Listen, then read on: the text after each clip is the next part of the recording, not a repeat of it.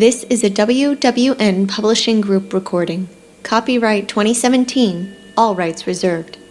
This is an abridged version of Night Takes Pawn, Book 1 of the Red Knight series by Martha Sweeney, to make the story appropriate for all listeners on YouTube.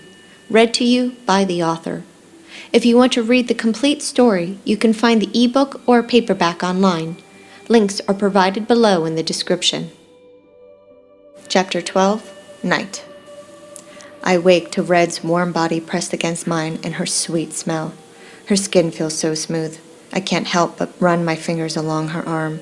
She rows toward me more, nuzzling her cheek against my chest and drapes a leg over mine. My balls ache from last night, and now I'm not sure if jerking off in the shower will help or make it worse.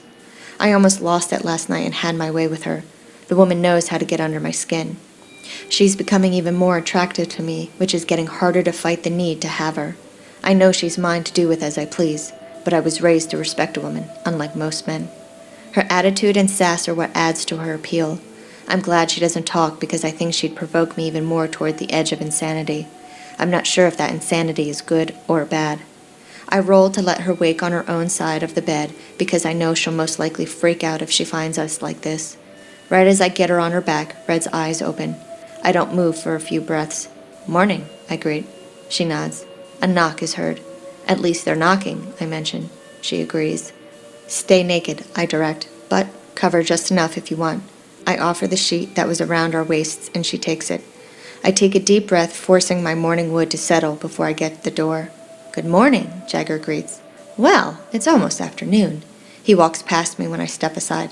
"Morning, sir," I reply. He studies the mess that's in the room and offers a crooked smile. "I was hoping that you and Red would join Lynn and me for something to eat," Jagger mentions. "Sure," I agree. "Good morning, my sweet little Red," Jagger says. "Did you sleep well?" Red acts just a little shy, but nods. "Good," Jagger praises. "We need to take a trip, so we'll be going out on the boat today. Can you two be ready in about 20 minutes? "I don't see why not," I reply. "Good," Jagger returns. "Dress warmly. It'll be cold out there on the water." "Yes, sir," I answer. Once Jagger leaves, I lock the door and follow Red into the bathroom. She's got a towel wrapped around her as she waits for the water to warm up. Wanting to have a little fun, I tug at it, trying to get her to let go. Red shoots me a glare, so I pull harder, up for the challenge. "We're sharing the shower, Red," I state. "Might as well lose the towel since we'll both be naked in there. Besides, it's not like I haven't seen you without any clothes." She lets out a puff of air and allows the towel to fall when I yank on it again. "You are beautiful," I comment. Her cheeks flush as she covers her breasts with her hands and stands with her leg bent to hide her sex from direct view. My eyes travel down her body, enjoying the show and her timidness. "Like you don't know," I tease, moving closer to her. She looks away. "I bet you had all the boys chasing you around when you were little," I assume, brushing a strand of her hair off her neck. I drag my finger down her spine as her body shivers slightly. Her shoulders rise a little and then drop. "I bet you liked to tease them too," I goad. She objects. "You still do," I add. "You like to tease me." She shakes her head again, refusing to look at me. "Liar," I whisper in her ear. I take a step forward. "You like to get me all worked up, just like last night." She steps to the side and gets into the shower. Chuckling, I drop my underwear down and follow her in. We're quiet for a few moments as we let the warm water penetrate our skin. There are 2 shower heads above us and 3 more on either side of the shorter walls. I do my best not to look at her. It's torture not being able to taste her. I thought I'd be able to take the edge off when I kissed her last night, but it's actually worse. I swear she enjoyed kissing me too, especially when she moaned several times and pulled me in to deepen the embrace. Dack, I'm getting hard again. I keep my back to her as I wash, sure that if I get a single glance, I'll ruin her. I want her to want me, not me forcing her into doing it. I wouldn't be any better than the dackers I work with.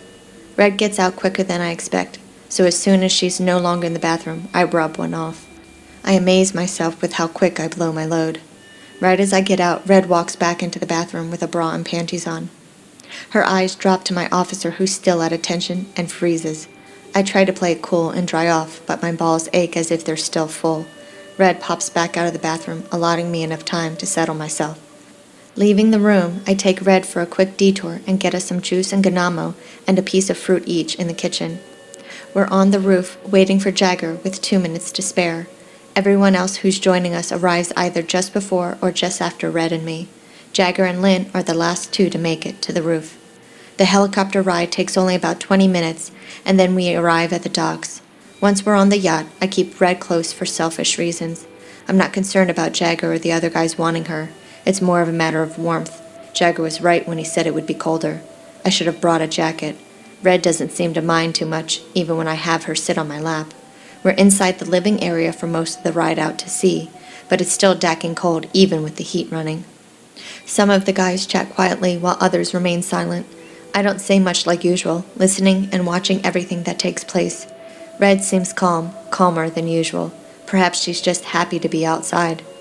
I wonder how long it's been since she's seen the sun or felt the air on her face. Not long after the anchor is tossed overboard, Jagger beckons for us to join him out on the back deck. I take note of how far we are now from land, and it's nowhere in sight. Something in the water catches my attention, but I can't make out exactly what it is. Jagger starts talking, but I get the feeling that something bad is about to happen. He strayed from his usual behavior. This is not going to end well. "Gentlemen," Jagger begins, "I'm so excited to be sharing this day with you. The weather is finally nice enough to be out on the boat. It's been what? Several months, Lynn?" Lynn confirms. "I do enjoy fishing," Jagger continues. "Where are the poles, sir?" Arson asks. "Oh, we're not fishing today," Jagger replies. "We don't have that much time." Ronan and Dragon suddenly appear from the left side of the boat. They're carrying Riggs, who is bound and gagged. This definitely does not look good at all. "We're just feeding some fish today, boys," Jagger clarifies. I turn my head slightly and realize what's in the water. They're more visible now, and I can't understand why the flesh-eaters are even here. The water isn't warm enough for them, or is it? Ronan and Dragon are at the back of the boat, still holding Riggs, who continues to squirm. Jagger is sauntering around, spinning the tip of a hand knife on his middle finger. I tug Red into my chest and wrap my arms around her waist to keep us warm. I rest my chin on her shoulder. My cock twitches at the feel of her ass pressed up against it.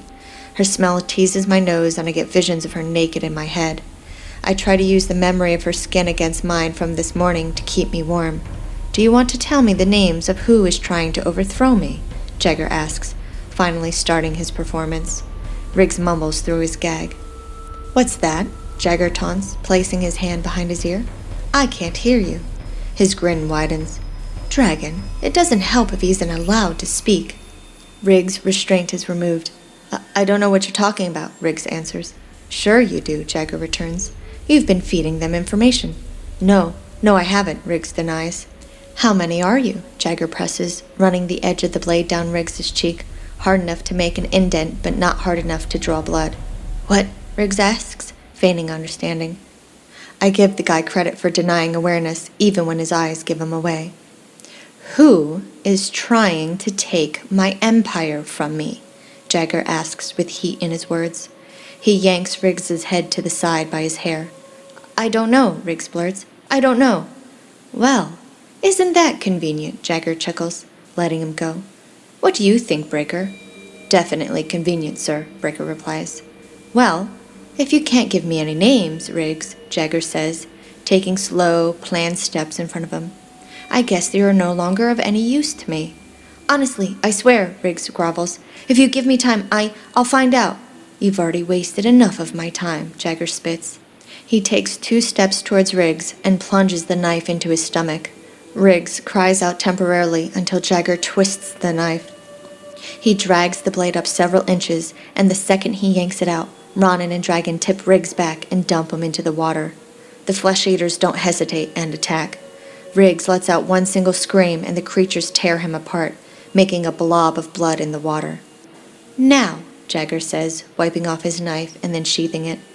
"That was me being fairly nice, wouldn't you say, Ronan?" "Yes, sir," Ronan returns quickly. "These dackers think I'm stupid," Jagger states. "They don't even have the decency to send smart ones." Jagger turns and looks to me and Red. "Red?" She nods. "How did I do?" Jagger asks. Red's eyebrows turn up. "Did I do well killing him?" She smiles and nods. "It's been a while for me, you know," he says, as if he's talking to Red and only Red. "I forgot what it was like, the rush, until Mr. Hedge."